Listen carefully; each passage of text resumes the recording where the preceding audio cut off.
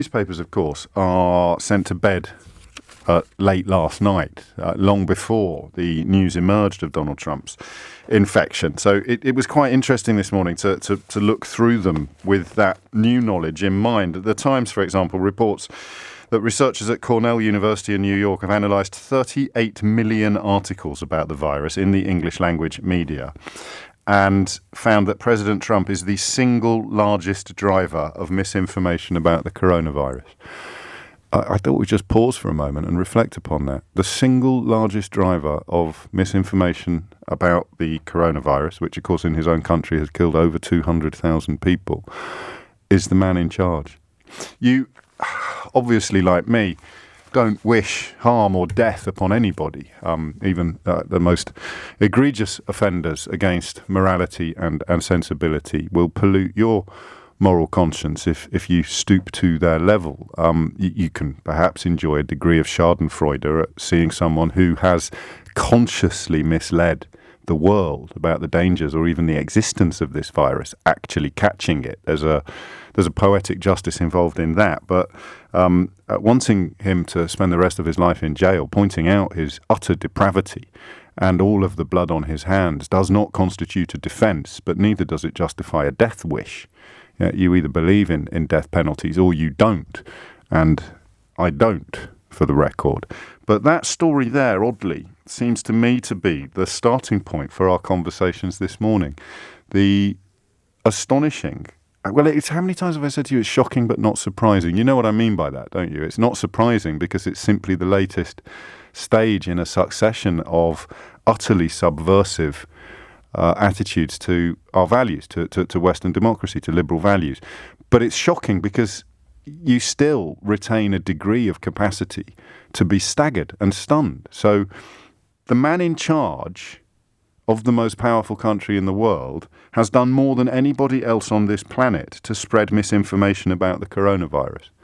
You know, even leaving aside the self-confessed sex offences, the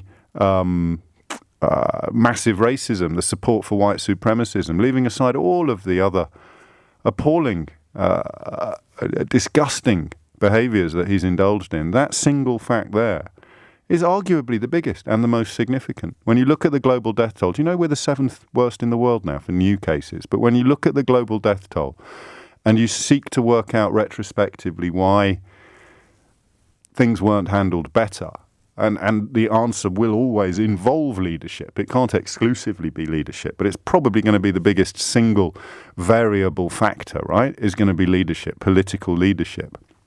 And we're cursed in this country with a leader who has been weak and incompetent, dishonest and disreputable. But I don't think anybody, even his harshest critics, could accuse Boris Johnson of actually having spread misinformation about this virus. There was that very, very early speech, which I think was probably written...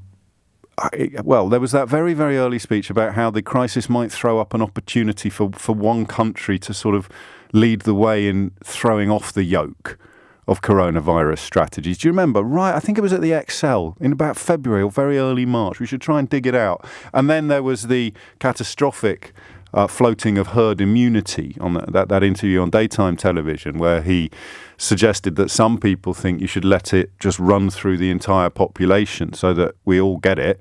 Hundreds of thousands, possibly millions of people die, but the rest of us that survive are left with immunity or antibodies to the virus. Putting that in the public space was obviously very, very irresponsible and dangerous. But it wasn't misinformation. It was just, I think, misdirection.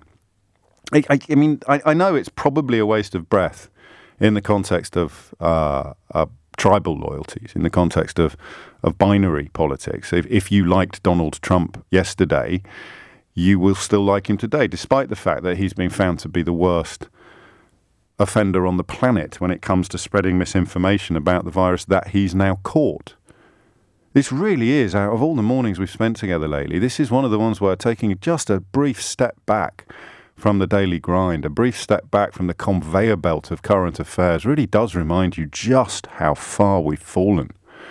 Western civilization has fallen. in the space of 4 short years. The most egregious offender on this planet, or at least in the English-speaking world, the man, the human, the individual who has done more to drive misinformation about a fatal pandemic is the most powerful man on the planet. Is he the most powerful man on the planet? Actually, he's not, is he? Because clearly Vladimir Putin has him in his pocket, which makes Vladimir Putin the most powerful man on the planet. But he is ostensibly the leader of the free world. And you know, when the historians of the future come to unpick how this madness was permitted to unfold in what were civilized, decent countries, you will see these milestones and you will marvel at them. You will not be able to make sense of it in 2040. It will be like looking back upon 1930s Germany. You will conclude that we must have been bewitched. We must have been hypnotized as a population. We must have been almost a different species from the one to which historians of the future will belong. One of the things that really consistently stuns me, and it must be something to do with the human condition. It's nothing to do exclusively personally with me. So I was born in 1972, right?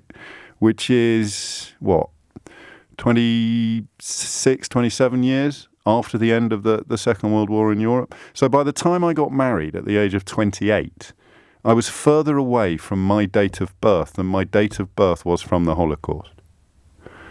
And yet, it still felt, until strangely, relatively recently, it still felt like it belonged to a different era. It almost felt as relevant, and I know I would have, one of the reasons I've come to a completely different understanding of humanity and history is because of what Jewish people have taught me in the course of having the privilege of doing this job over the years. Obviously, if I'd been Jewish or Roma, then the urgency and the immediacy and the recentness of the Holocaust would have been imprinted upon my soul.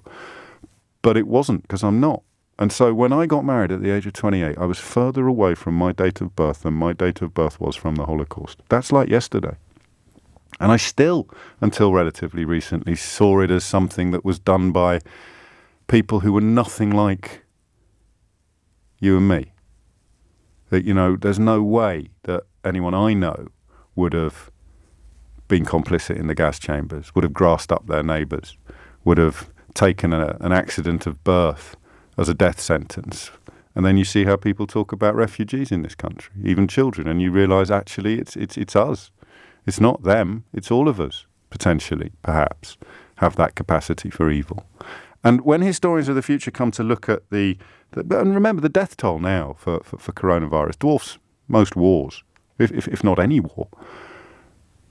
And when historians of the future come to unpick how it was handled so appallingly, this single fact here is possibly getting a bit carried away, but I think it might be the biggest, don't you? I mean, how did humanity fail so completely on this?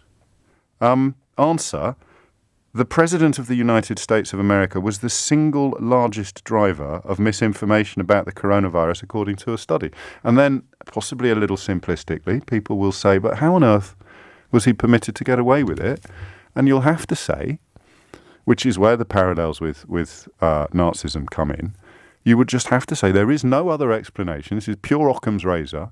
He was allowed to get away with it because people who had been given a license to be racist, bigoted, hate-filled, in public, after years of being made to feel ashamed about their own secret hearts, people who were given license to be disgusting would forgive him anything, even as their own relatives died.